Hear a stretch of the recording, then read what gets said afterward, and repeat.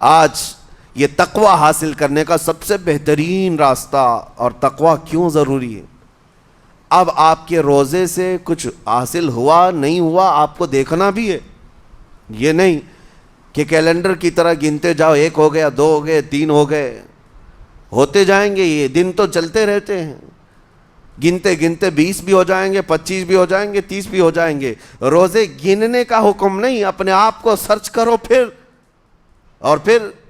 تھوڑی سی ورزش کرنے کے بعد بندہ ویٹ تول کر کے دیکھتا ہے کم ہوا گھٹا ہے کہ بڑا، ہر دن دیکھتا رہتا ہے۔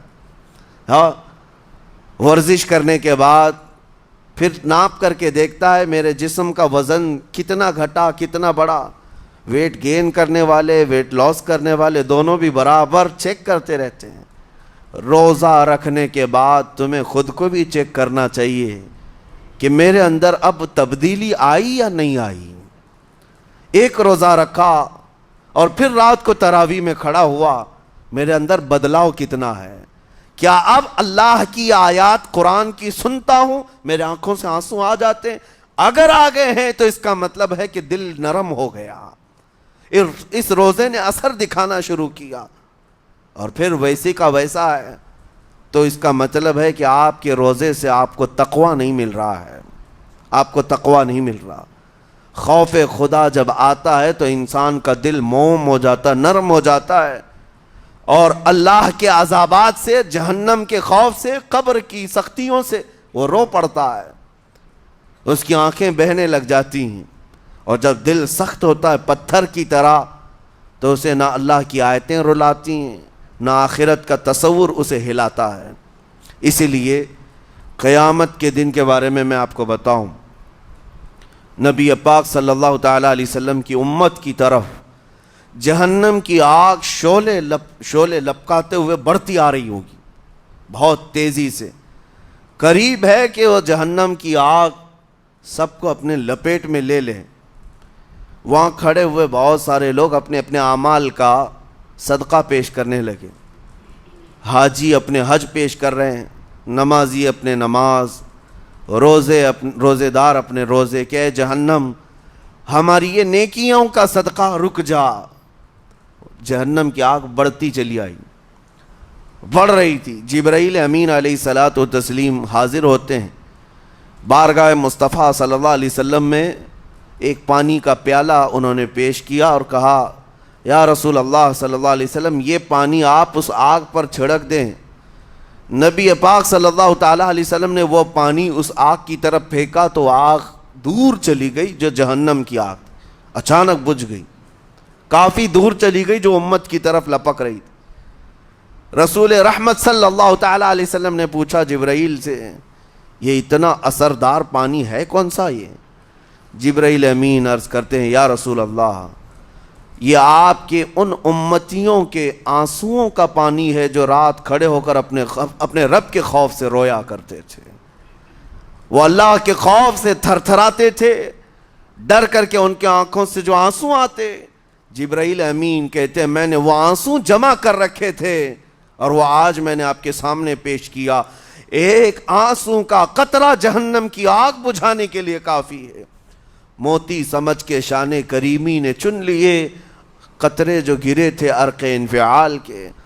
عزیزان گرامی وقار، یہی وہ تقوی ہے، یہی وہ خوف خدا ہے جس کے متعلق اللہ قرآن میں فرماتا ہے لعلکم تتقون، تاکہ تمہیں تقوی مل جائے، اسی لیے روزے رکھے گئے ہیں، روزے فرض کیے گئے ہیں۔ تمہارا دل اگر سخت کا سخت ہی رہ گیا تو روزے اثر نہیں کر رہے ہیں، روزے اثر نہیں کر رہے۔ اور ظاہر سی بات ہے کاموں میں برکت نیت سے ہوتی ہے، کسی بھی عمل میں برکت اچھی نیت سے ہوتی ہے۔ اگر کوئی روزہ اس لیے رکھ رہا ہے، جیسے بہت سارے فائدے گنائے جاتے ہیں نا، روزہ رکھنے سے کینسر نہیں ہوتا، روزہ رکھنے سے جسم کے فاسد مادے ختم ہو جاتے ہیں، نکل جاتے ہیں، ڈاکٹرز بھی مشورہ دیتے ہیں مہینے میں 1 مرتبہ، ہفتے میں 1 مرتبہ باڈی کو فری چھوڑنا چاہیے۔ تو یہ تو جسمانی فائدے تو رکھے گئے ہیں، لیکن اگر تم روزہ اس نیت سے رکھ رہے ہو کہ میری باڈی صحیح ہوتی رہے تو گویا کہ تم تو اپنی دنیاوی غرض سے روزہ رکھ رہے تھے۔ یہ فائدے تو ملنا ہی ملنا ہے، یہ فائدے یوں بھی ملیں گے اللہ تعالیٰ کی طرف سے آپ کو، لیکن نیت وہ نہیں۔ روزہ رکھنے کی نیت یہ ہو کہ میرا رب مجھ سے راضی ہو جائے اور مجھے رب تبارک و تعالیٰ کا خوف اور تقوی حاصل ہو جائے. نیت میں برکت ہے، اور جن کاموں کو آپ اچھی نیت سے کریں گے اسی طرح ان کاموں میں اثر بھی پیدا ہوگا. روزہ رکھنے سے پہلے آج نیت یہی کریں کہ مولا تعالیٰ یہ روزہ میرے تمام برے اعمال کے لیے کفارہ ہو جائے، یہ ڈھال بن جائے. جانتے ہیں آپ اپنے نفس امارہ کو روکنے کا سب سے بہترین آلہ بھوک ہے. بھوک، جتنا آدمی بھوک کے ذریعے سے اپنے نفس کو مار سکتا ہے دوسری کوئی چیز نہیں. آپ دیکھیں اس رمضان المبارک میں بہت ساری حلال چیزیں آپ کو حرام کر دی گئی ہیں، یعنی سحری سے لے کر افطاری تک. میں یہ نہیں کہہ رہا کہ شراب پینا حرام ہے، نشہ کرنا حرام ہے، وہ تو پوری زندگی بھر حرام ہے. لیکن آپ کو چاول روٹی تو حلال ہے نا، سبزے سیب پھل فروٹ تو حلال ہے، لیکن یہ حلال چیزیں بھی اللہ نے آپ پر حرام رکھی ہیں، روزے کے عالم میں نہیں کھا سکتے. سحری سے لے کر افطار تک یہ حلال لقمے، پانی تو حلال ہے، پاک ہے، لیکن آپ کے لیے روزے کے عالم میں حرام ہے. اسی طرح شادی شدہ مرد اپنی عورت کے ساتھ زندگی بھر کبھی بھی جمع کر سکتا ہے، رات میں سو سکتا ہے، لیکن حالت روزہ میں وہ حلال کام بھی حرام ہے. حلال کام بھی حرام ہے، اپنی عورت سے جمع کرنا حالت روزہ میں کیوں روکا گیا؟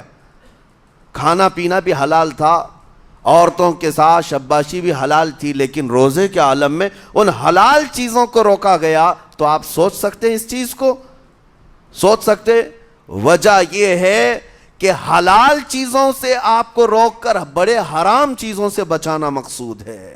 آج اگر اپنے آپ میں اتنا کنٹرول کر لے جاؤ کہ چند حلال چیزوں سے دن بھر بچ سکتے ہو، انشاءاللہ رمضان کے بعد بڑی حرام چیزوں سے بھی اللہ آپ کو محفوظ رکھے گا.